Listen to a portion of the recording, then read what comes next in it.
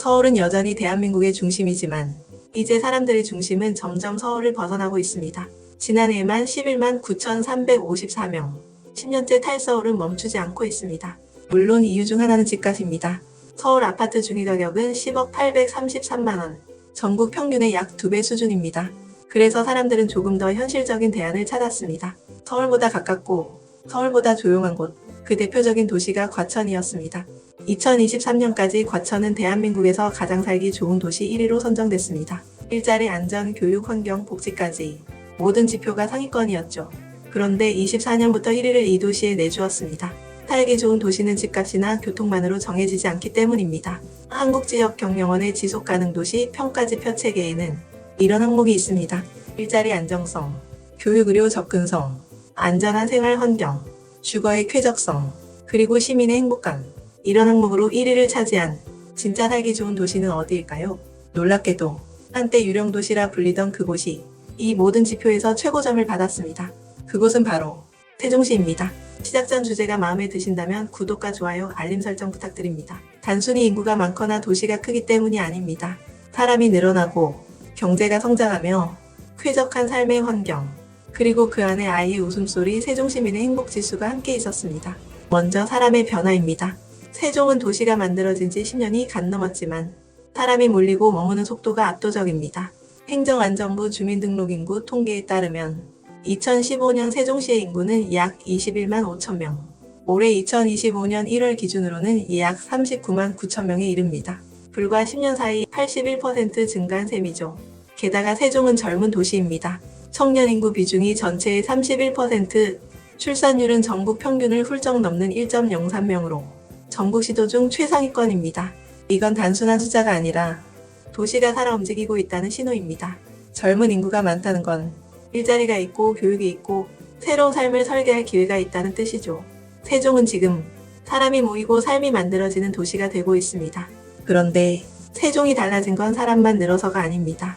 사람이 머물 수 있으려면 그 도시엔 일이 있어야 하죠. 도시의 성장 동력은 경제와 일자리였습니다.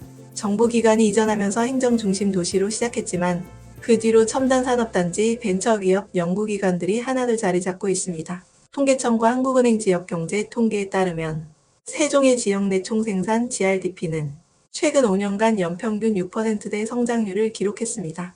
1인당 GRDP는 약 5,800만원, 지속적인 상승세를 보였죠. 이건 단순한 행정도시가 아니라 일과 산업이 함께 자라는 도시가 되었다는 뜻입니다. 일자리가 늘면 사람이 머물고 사람이 머물면 삶의 질이 올라가죠. 도시는 그렇게 완성되어 갑니다. 그리고 이 모든 변화를 완성시킨 건 삶의 환경이었습니다. 세종은 처음부터 사람이 살기 편한 도시를 목표로 설계됐습니다. 도시만 가운데에도 공원이 있고 대중교통망은 도시 전역을 잇고 있습니다. 도시가 커질수록 불편해지는 게 일반적이지만 세종은 반대로 도시가 커질수록 더 쾌적해졌습니다. 세종이 1위로 평가된 이유, 그 마지막은 바로 삶의 환경이었습니다. 세종은 도시 설계 단계부터 사람이 편하게 살 수 있도록 만들어진 도시입니다. 도심 전체가 하나의 생활권으로 이어지고 학교, 공원, 관공서, 병원이 모두 도보권 안에 있습니다. 실제로 세종 시민 10명 중 7명은 차 없이도 생활이 가능하다고 응답했습니다. 이는 전국 평균 4명 수준보다 훨씬 높죠. 주거와 녹지의 비율도 독보적입니다. 세종의 1인당 도시공원 면적은 16제곱미터, 전국 평균 9.5제곱미터보다 1.7배 넓습니다. 또한 세종은 전국에서 주택보급률이 112%로 집이 부족하지 않은 도시로 꼽힙니다. 서울이 97%, 부산이 99%, 대전이 101% 수준이니까요. 즉 세종은 집이 있고 공원이 있고 걸어서 살 수 있는 도시라는 점에서 삶의 질이 다른 도시들과 뚜렷이 구분됩니다. 결국 세종이 1위가 된 건 삶의 구조가 균형을 이루었기 때문입니다. 한동안 부동산 시장에서 조정기를 겪었던 세종이 최근 들어 다시 관심의 중심으로 떠오르고 있습니다.